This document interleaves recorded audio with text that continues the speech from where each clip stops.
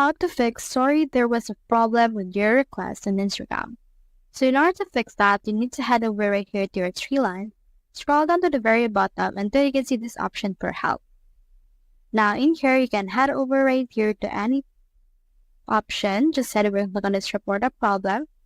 And then from in here, you can head over and then just click right here and report a problem. Now you can also click and continue as well, and then just explain what's happened. So for example, you can say something like, help me fix my problem with Instagram. And then from in there, you can just head over and specify your actual problem on Instagram. It's like if you have a problem with your request, if you're encountering that, you can head over and then explain it to them and then click on the send option right here.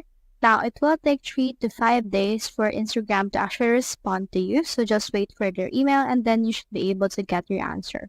So that's how you fix sorry there was a problem with your request on Instagram.